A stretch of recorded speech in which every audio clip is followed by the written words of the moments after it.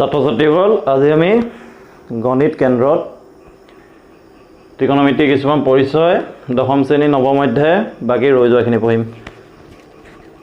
আমি যোৱাটো খণ্ডত প্ৰশ্ন 9 লৈকে কৰা হৈছিল। আজি আমি 10টো চাম। প্ৰশ্নবোৰ বৰ দীঘল, সেইটো কাৰণে মই লিখা নাই, মই তোমালোকক বুজাই দিছোঁ কি কৈছে। এটা 80 মিটাৰ বহল ৰাস্তাৰ দুয়োফালে সমান উচ্চতাৰ দুটা খুঁটিয়ে ইটো সিটো সন্মুখৱৰ্তী হৈ থিয় হৈ আছে। এটা ৰাস্তা আছে, এইটো 80 মিটাৰ বুলি কৈছে।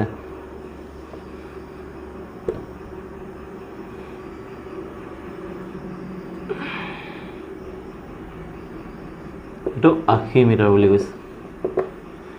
তাৰ ৰাস্তা দুয়োফালে দুটা খুঁটি আছে, দুটা ইটোৱে সিটো সন্মুখৱৰ্তী হৈ আছে, দুটাই উচ্চতা সমান। আমি এইটো AB বুলি লৈ লওঁ আৰু এইটো CD বুলি লৈ লওঁ। উচ্চতা দুটাই সমান বুলি কৈছে। ৰাস্তাত খুঁটি দুটাৰ মাজৰ বিন্দু এটাৰ পৰা খুঁটি দুটাৰ শীৰ্ষৰ উঠন কোণ যথাক্ৰমে 60 ডিগ্ৰী আৰু 30 ডিগ্ৰী। ইয়াতে এটা বিন্দু আছে ৰাস্তাটোৰ মাজত, আমি E বুলি ল'লোঁ। তাৰ পৰা খুঁটি দুটালে শীৰ্ষৰ উঠন কোণ এটালে 60 ডিগ্ৰী আৰু ইটোলৈ কৈছে 30 ডিগ্ৰী। এতিয়া আমাক লাগে খুঁটি দুটাৰ উচ্চতা আৰু খুঁটি দুটাৰ পৰা বিন্দুটোৰ দূৰত্ব নিৰ্ণয় কৰা। এই খুঁটি দুটাৰ উচ্চতা লাগে আৰু এই বিন্দুটোৰ পৰা ইয়ালে আৰু ইয়ালে দূৰত্বটো আমাক লাগে। আমি কেনেকৈ কৰিম চোৱা। এইটো আৰু এইটো সমান বুলি দিছে, আমি ধৰি লওঁ কি হ'ব সমাধান।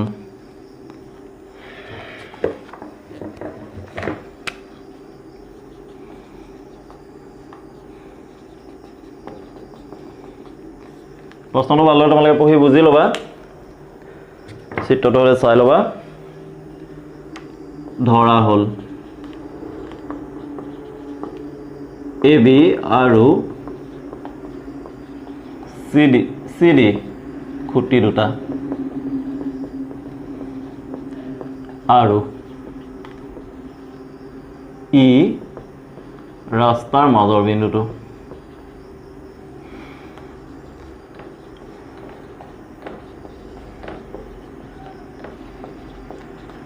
এতেকে কি হৈ যাব, AB সমান CD হৈ যাব, দুটাই সমান উচ্চতাৰ বুলি কৈছে। আৰু BD তাৰমানে ৰাস্তাটো হৈ গ'ল এতিয়া সমান হৈ গ'ল 80 মিটাৰ। এতিয়া আমাক লাগে এইটো আৰু এইটো, যিকোনো এটা উলিয়ালে আমি দুইটা পাই যাম। আৰু এই কণ আৰু এই কণ লাগে। প্ৰথমতে আমি এই ত্ৰিভুজটোকে ব্যৱহাৰ কৰোঁচোন। চোৱা, এইটো আৰু এইটো লাগে, তাৰমানে ইয়াৰ বিপৰীত বাহু আৰু সন্নিহিত বাহু লাগে, তাৰমানে tan 60 ব্যৱহাৰ কৰিম। সমকোণী ত্ৰিভুজ AB ইট আমি কি পাইছোঁ, tan 60 ডিগ্ৰী সমান বিপৰীত বাহু আৰু সন্নিহিত বাহু, তাৰমানে AB বাই BE পাইছোঁ। tan 60 তাৰমানে আমি বাৰে বাৰে লিখি আহিছোঁ কি √3। AB নাজানো আমি। এতিয়া চোৱা, BEটো আমি কি বুলি লিখিব পাৰোঁ, এই গোটেইটো দিয়া আছে, তাৰমানে 80 মিটাৰ দিয়া আছে। 80 মিটাৰৰ পৰা এইটো বিয়োগ কৰিলে আমি এইটো পাই যাওঁ, তাৰমানে B বুলি আমি লিখিব পাৰোঁ যে 80 মাইনাছ DE। সেইটোকে লিখি দিওঁ 80 মাইনাছ DE। এবাৰ আমি লিখিব পাৰিলোঁ যে BD মাইনাছ DE, আকৌ নবহলালোঁ। এইটো এইফালে লৈ আনো, এইফালে থাকি গ'ল √3 লগত এইটো পূৰণ হৈ গ'ল 80 মাইনাছ DE, থাকি গ'ল AB। এইটো আমি 1 নম্বৰ দি দিওঁ। এতিয়া আমি এইটো ত্ৰিভুজ ব্যৱহাৰ কৰোঁ, কাৰণ এইটো লাগে আৰু এইটো লাগে, এইটো সমান হয়, বিপৰীত বাহু লাগে আৰু সন্নিহিত বাহু লাগে, তাৰমানে আকৌ কি হ'ব তেনে ব্যৱহাৰ হ'ব। সমকোণী ত্ৰিভুজ CD ইট আমি কি পাই যাম tan 30 ডিগ্ৰী সমান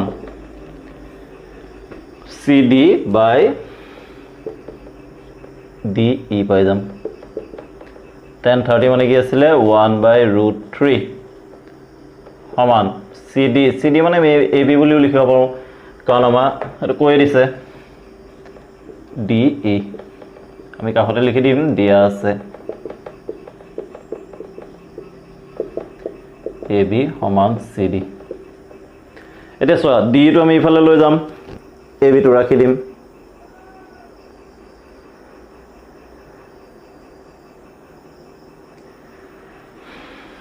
AB টো ৰাখি দিও D টো ইফালে লৈ যাম DE সমান √3 সমান আমি পাই গলো AB এতিয়া চোৱা AB মানে একটো আমি পাইছিলো √3 80 - DE আমি AB জায়গাত A টো লিখি দিব পাৰো তেতিয়া আমি D টো পাই যাম DE by √3 সমান AB জায়গাত আমি লিখি দিও A টো √3 80 - DE আমি ব্ৰেকেটত লিখি দিম 1 পৰা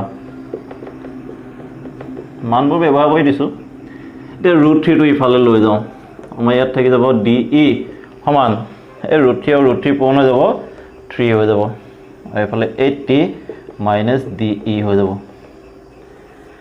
এতিয়া আমি ব্ৰেকেটটো খুলি লও এটা পূৰণ কৰি দিও কি হৈ যাব DE সমান 3 * 8 = 24 লগত 0 - 3 আৰু DE তাৰমানে 3 DE এটা কাম এটা কৰো -3 DE টো আমি ইফালে লৈ যাও সব একেলগ কৰি দিও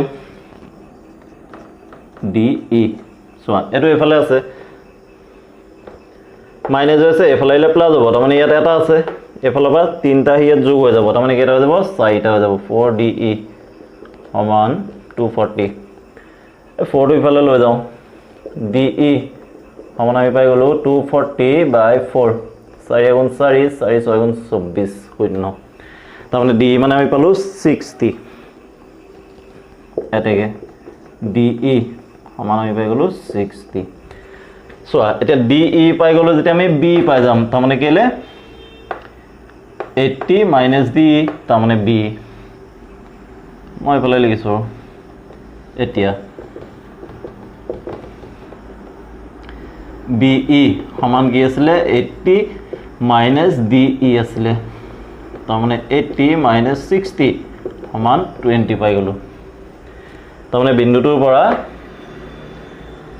খুঁটি দুটালে দূৰত্বটো আমি পাই গলো এটা হৈ গল 60 এটা হৈ গল 20 এতিয়া আমাক লাগে AB আৰু CD এই D মানটো আমি ইয়াত বহাই দিব পাৰো বহাই দিও সমীকৰণ 1 সমান আমি কি লিখিম √3 80 - DE তাৰমানে 60 সমান AB তাৰমানে কি হৈ যাব √3 পূৰণ 20 সমান AB এটাকে AB সমান আমি পাই গলো 20 √3 AB যিমান CD সমান এটাকে CD সমান 20 √3 এটাকে খুঁটি দুটাৰ উচ্চতা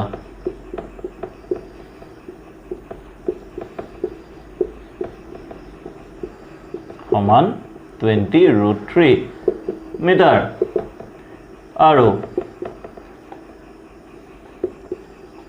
খুঁটি দুটাৰ পৰা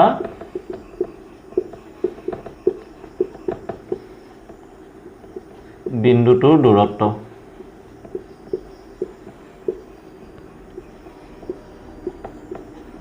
যথাক্ৰমে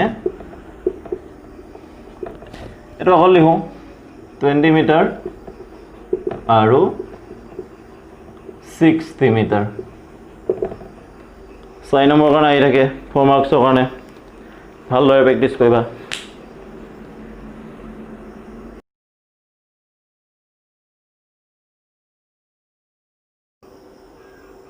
এতিয়া 11 নম্বৰ প্ৰশ্নটো চাও 11 নম্বৰ প্ৰশ্নটো বৰ দীঘল মই লিখা নাই প্ৰশ্নবোৰ দীঘল দীঘল হৈছে এটো কাৰণে মই লিখা নাই মই তোমাক বুজাই দিছো আৰু কি কৈছে যেনেকে দিয়া আছে তেনেকে আমি আঁকি লৈছো ছবিটো দিয়া আছে ইয়াত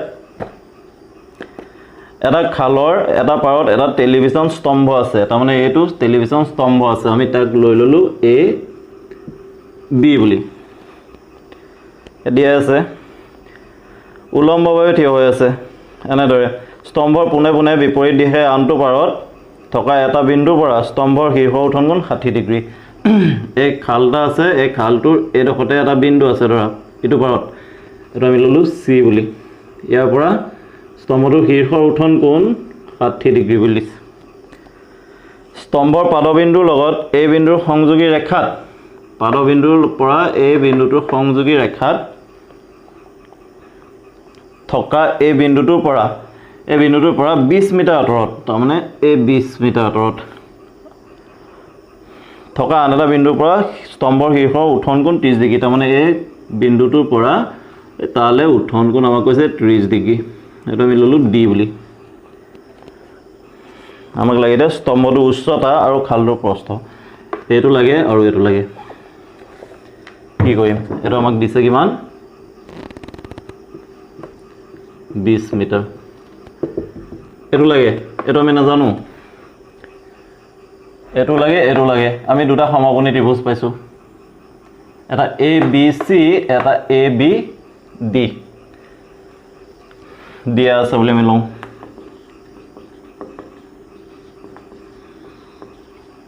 দিয়া আছে কি আছে AB স্তম্ভ আৰু BC খালটো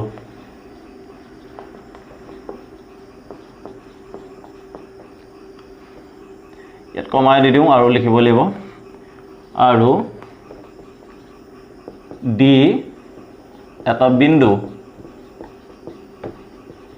যাতে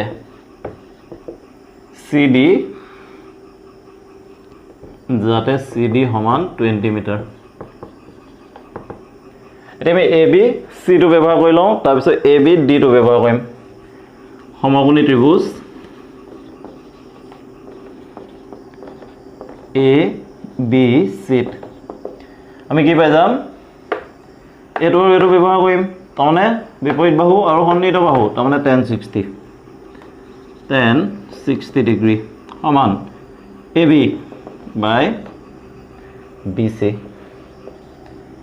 বিপৰীত বাহু আৰু তলত সন্নিহিত বাহু tan 60 আমি কি পাইছিলো √3 পাইছিলো তাৰমানে AB বাই BC আমি তো BC টো নাজানো এটো এফালে ৰাখি থৈ দিওঁ √3 BC কৰি দিওঁ সমান AB কৰি দিওঁ এটো আমি 1 নম্বৰ দিলো চাও কি পাওঁগে এতিয়া আমি AB আৰু D ব্যৱহাৰ কৰিম সমকোণী ত্ৰিভুজ AB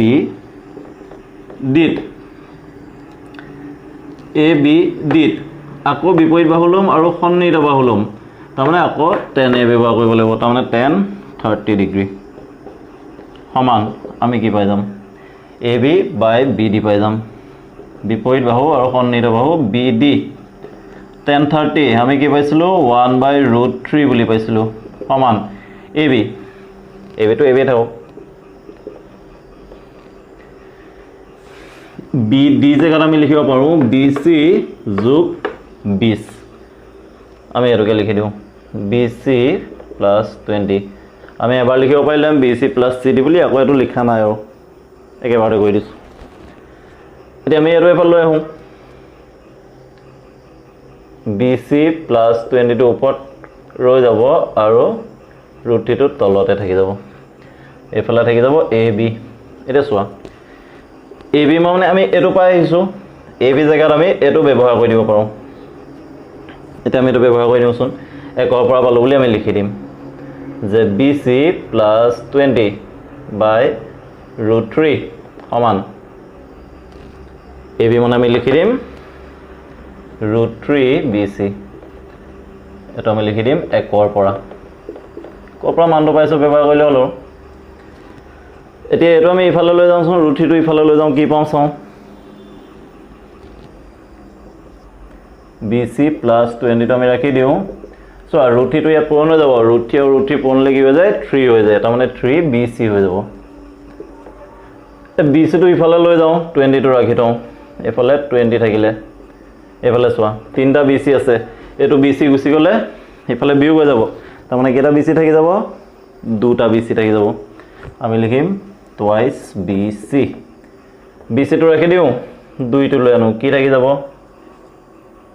তলে আহি যাব কটা কটি হৈ যাব তাৰমানে 10 থাকি যাব BC এটাকে BC আমি পালো 10 তাৰমানে খালটোৰ প্ৰস্থ আমি পালোঁ 10।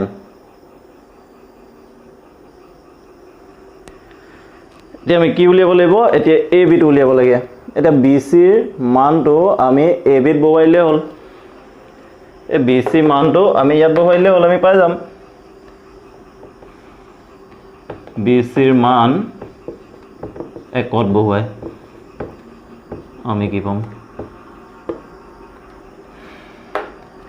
এইফালে আছে এ বি, আমি এ বিটো এফালে লিখি দিলোঁ। √3 বি চি আছে, তাৰমানে √3 পূৰণ 10 হৈ যাব। এতেকে এ বি সমান আমি পাই যাম 10√3। তাৰমানে কি পাই গ'লোঁ? স্তম্ভটোৰ উচ্চতা আমি পাই গ'লোঁ 10√3 মিটাৰ আৰু খালটোৰ আমি প্ৰস্থ পালোঁ 10 মিটাৰ। এতেকে স্তম্ভটোৰ উচ্চতা সমান 10√3 মিটাৰ, খালটোৰ প্ৰস্থ সমান আমি পাই গ'লোঁ 10 মিটাৰ। একেবাৰে সহজ। 3-4 নম্বৰ কাৰণে আহিয়ে থাকে, তোমালোকে ভালদৰে প্ৰেক্টিছ কৰা।